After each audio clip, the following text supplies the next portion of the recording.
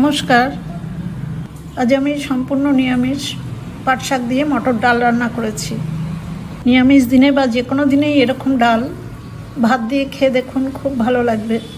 অনেক পুরনো দিনের রান্না এটা। ডালগুলো এরকমই থাকবে, সেদ্ধ হয়ে যাবে কিন্তু গলে মিশে যাবে না। রান্নাটা করবার জন্য আমি প্রথমে 150 গ্রাম মটর ডাল প্রায় 2 ঘন্টা আগে ভিজিয়ে রেখেছি।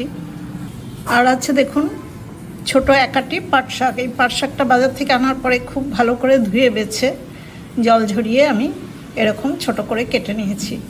এই পাট শাক কিন্তু কাটার পর আর ধোয়া যায় না, কোনো শাকই কাটার পরে ধুতে নেই। এই শাকটা ধোয়ার পরে ভীষণ একটা পিচ্ছিল মতো হয়ে যায়। আর মটর ডালটা আমি খুব ভালো করে ধুয়ে নিয়েছি। এবার এই ডালটা আমি একটু কুকারে সেদ্ধ করে নেব। গ্যাসের উপরে মিডিয়াম ফ্লেমে একটা কুকারে আমি ডালটা সেদ্ধ করতে দিলাম। দেখুন খুব অল্প জল দিয়েছি, কোনো লবণ লঙ্কা এখন কিছুই দিলাম না। এই মিডিয়াম ফ্লেমেই 2টো সিটি দিয়ে আমি ডালটা সেদ্ধ করে নেব। 2টো সিটি আসার পরে দেখুন আমি হাওয়াটা বার করে দিয়েছি। এবার একটু গরম জল দেব, পরিমাণ মতো গরম জল দিলাম। ডালটা কিন্তু খুব পাতলা হবে না, আবার একদম শুকনোও হবে না। এবার ডালের মধ্যে আমি 1/2 চামচ লবণ দিলাম, খুব অল্প পরিমাণে গুঁড়ো হলুদ। লবণ আর হলুদটা ভালো করে মিশিয়ে দিলাম। কয়েকটা কাঁচা লঙ্কা ছিঁড়ে রেখেছি, সেই লঙ্কাগুলো দিয়ে দিলাম। এইভাবে আমি ডালটা আর একটু জাল করে নেব। 3-4 মিনিট ডালটা ভালো করে ফুটিয়ে নিয়েছি। এবার এই কুকার শুদ্ধ আমি ডালটা পাশে বার্নারে সিমে বসিয়ে রাখবো। আর এই বার্নারে একটা কড়াই বসিয়ে নেব। মিডিয়াম ফ্লেমে একটা কড়াই বসিয়ে দিয়ে আমি তাতে 2-4 চামচ সরষের তেল দিয়ে দিয়েছি। তেলটা গরম হয়ে গেছে। এবার একটু ফোড়ন দেবো। ফোড়নে দেখুন 2টো শুকনো লঙ্কা ভেঙে দিয়ে দিলাম।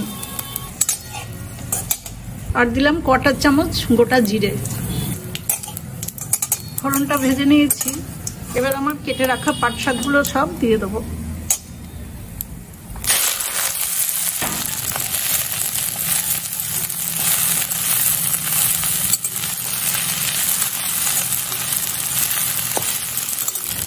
পাট শাকটা কয়েক সেকেন্ড নাড়াচাড়া করে আমি এবার পাশে বার্নারে সেদ্ধ করে রাখা মটর ডালটা এর মধ্যে ঢেলে দিলাম।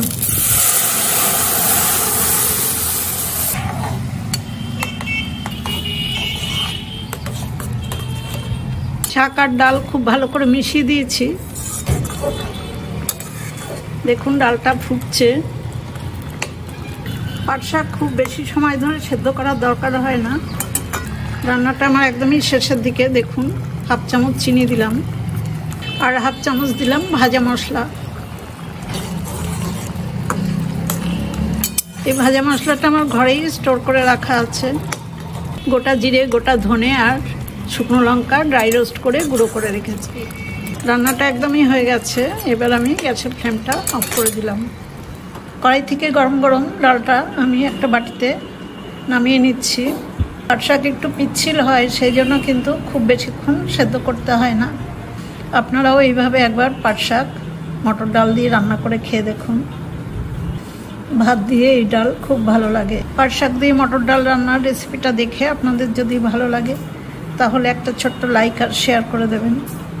সবাই খুব ভালো থাকবেন, সুস্থ থাকবেন। ধন্যবাদ।